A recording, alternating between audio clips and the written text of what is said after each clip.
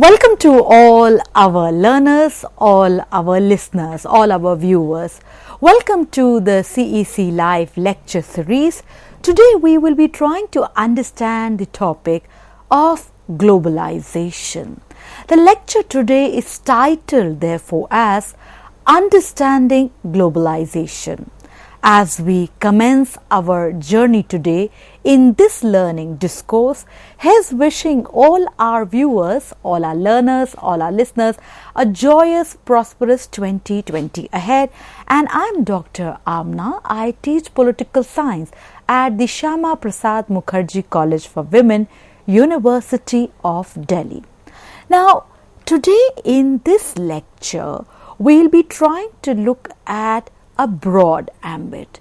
We'll be looking at key theories of globalization, contemporary debates surrounding around that, the issues and topics related to globalization, certain changes that we say human history and civilization has witnessed because of process of globalization, or we look if there's a debate onto that.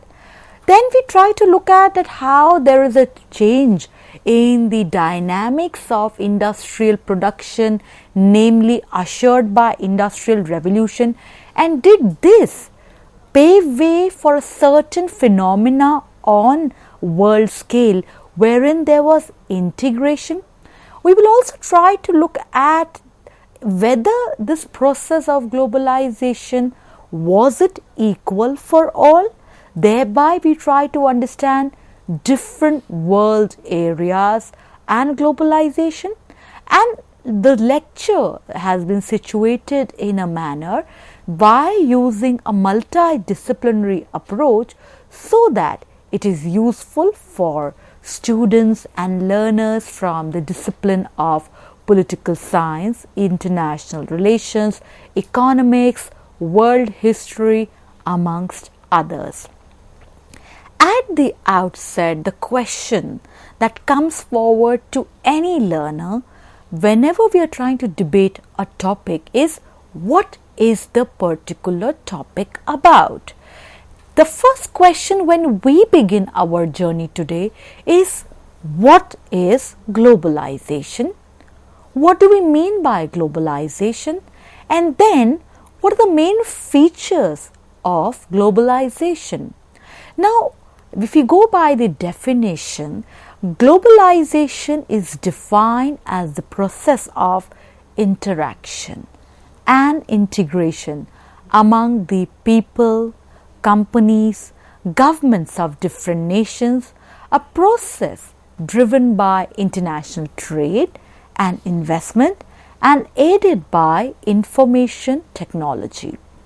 Now, in the year 2000, if we go by the report of International Monetary Fund, the International Monetary Fund identified 4 basic aspects of globalization, namely trade and transactions, capital and investment movements, migration and movement of people, dissemination of knowledge, amongst others. Now, when we try to understand this very first conceptual notion, that is what is globalization, an important work that we may refer in our later revisions is by Michael Lang, Globalization and its History, from Journal of Modern History. Another work, David Harvey, that is Globalization in Question in Rethinking Marxism. Another work, A.J. Hopkins, Is Globalization Yesterday's News? Now, all these works will give an idea as to how the process of interchange and exchange that we are trying to understand, what are the basic ideas that drive in nurturing this definition. The next question that comes forward when we are trying to understand globalization is, when did globalization begin? Can we pinpoint a specific date? Can we see different phases of globalization if we say for the last 250 years? So when we try to track down this teleology, we have to agree to one point that various debates in academic discipline has shown us that there is a debate among scholars about when globalization began. The debate stems primarily from the lack of a precise definition to globalization. World historians, if we take one side, they attach globalization, they say that globalization can be attributed to the Big Bang significance, which can be traced to 1492, Christopher Columbus coming forward to explore new things, and even 1498 when Vasco da Gama makes a move around the world, around Africa and other places, and thereby herein there was discovery, there was innovation, and there was contact and interchange. Now, late 15th century, if we are to learn from nbr.rg, those references, late 15th century when the two kingdoms of the Iberian Peninsula, Portugal and Castile, sent the first exploratory voyages around the Cape of Good Hope and to Americas, discovered in 1492 by Christopher Columbus. So historians, many of them, have situated this time framework for commencement of globalization. If we go to the alternative picture, with Adisa, we'll be reading references from economist.com. Kevin O'Rourke and Jeffrey Williamson in 2002 opined that globalization only really began in the 19th century when a sudden drop in transport costs allowed the prices of commodities in Europe and Asia to converge. Now, when we try to look into this question that when did globalization actually begin and look at this division between historians and economists per se, some more works that have been dwelt with this idea that when did globalization begin or situating a timeline for globalization. C.A. Bailey, that is archaic and a modern globalization in Eurasian and African arena. There's another important work by Michael Lang, Globalization and its History in Journal of Modern History. Now, whenever we try to understand the idea of interchange and exchange, there are certain other important aspects that come forward, and they too have a bearing on understanding globalization. Demographic trends, does the movement of people from one part of the globe to another lead to wealth inequality? How do we draw correlations between different factors? The population trends, and most important, the divide between North and South.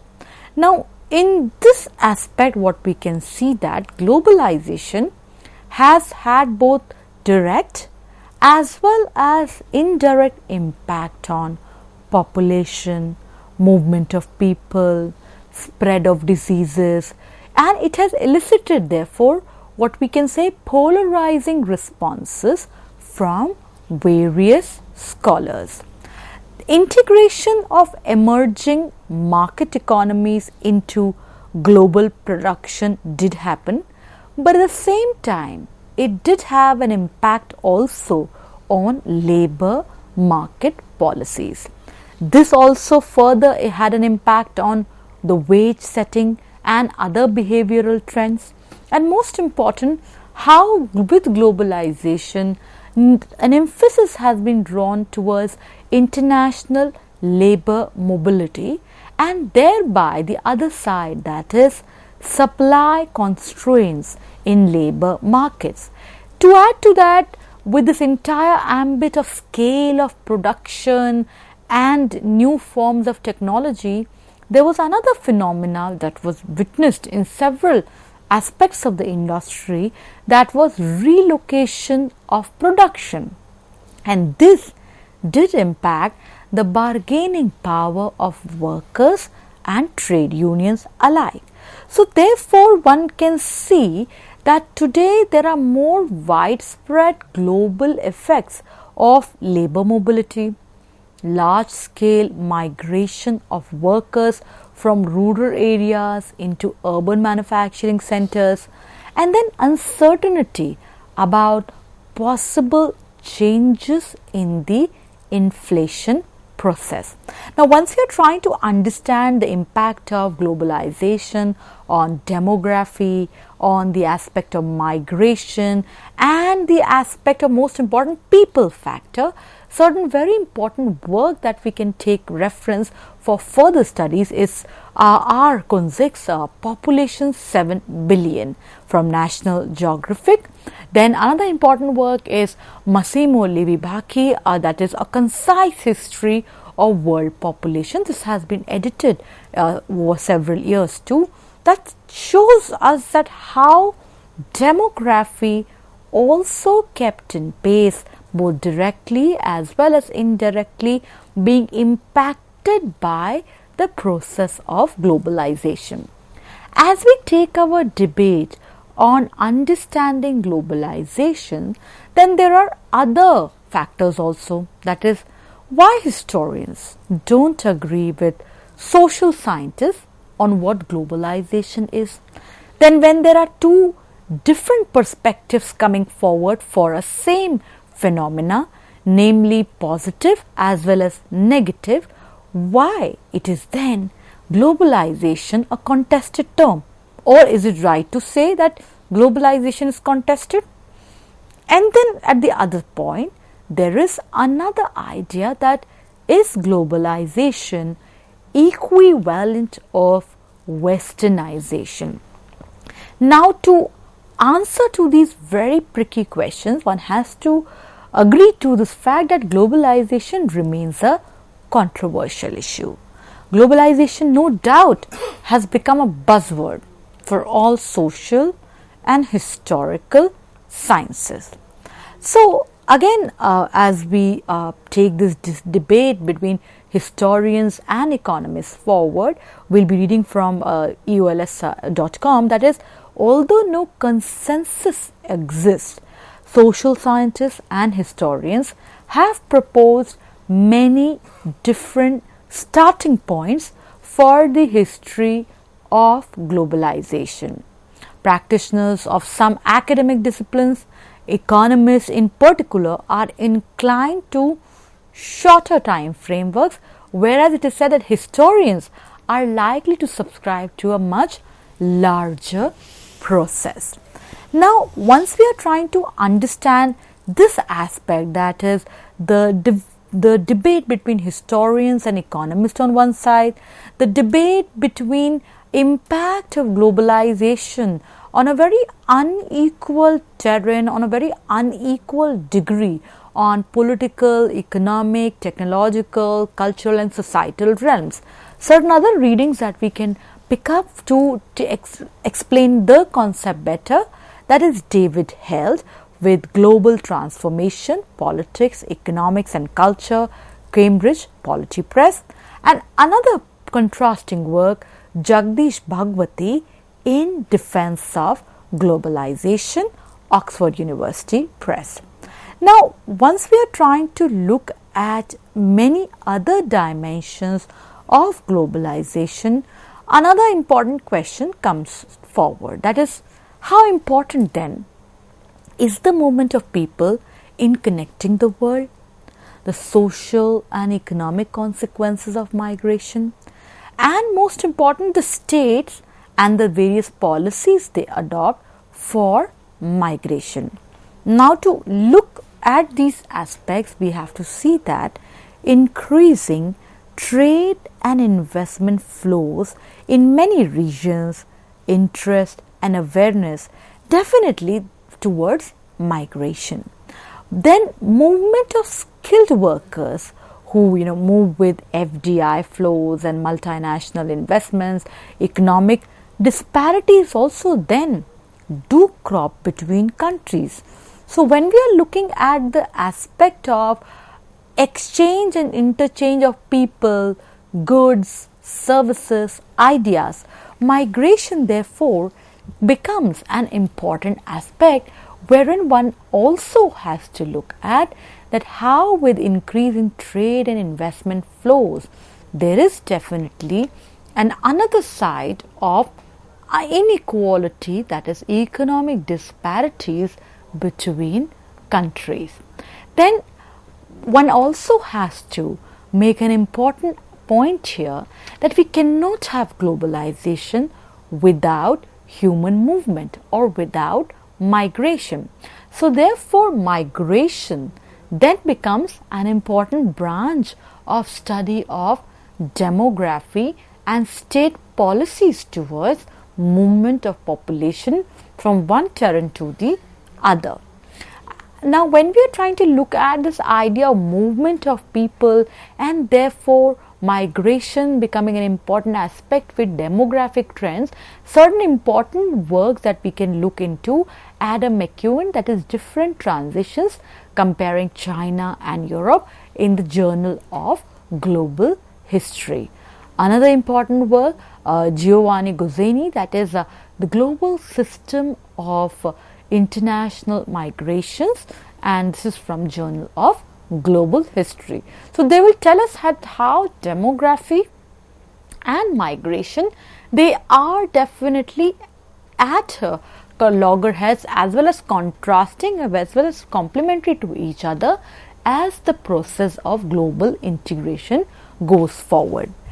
Then when we are trying to look at aspects of globalization, today with the world witnessing space-time compression, one can also see that there are concerns about the environment agenda. So therefore it is said, why is environment becoming a topic of global concern with new non-traditional security dimensions like climate change, global warming coming forward? There is therefore another alternate side that is contrasted, that is history of globalization. Whether can it be reduced then to increasing competition for natural resources such as coal, food and energy amongst thereof. Today, once we definitely agree that climate change is a recent problem which impacts the life of people cutting across the globe. And at the same time, with climate change, global warming becoming a pervasive, significant global concern, today international organizations are also attempting to use forums to address issues of resources and global climate too at the same time. It is argued that once we are trying to understand globalization, that increased competition leads to an increase in production of goods, and this in turn leads to a cycle putting a stress on the environment.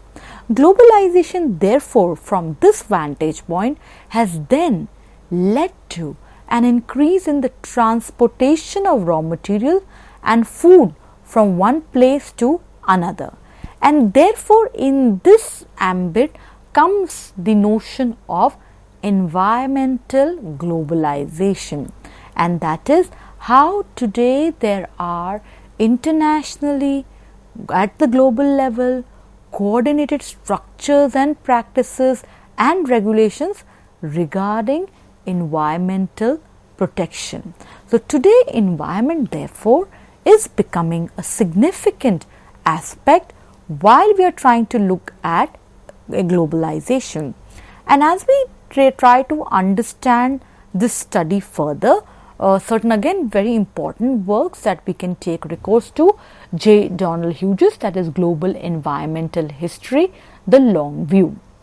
It's a very important work which tells us about the interface between ecology and the idea of people, goods and services moving towards an integrated realm. Globalization therefore then is not only associated with significant development economic opportunities, but also with certain environmental and social challenges. Now, in this light only, we all know about UN Sustainable Development Goals.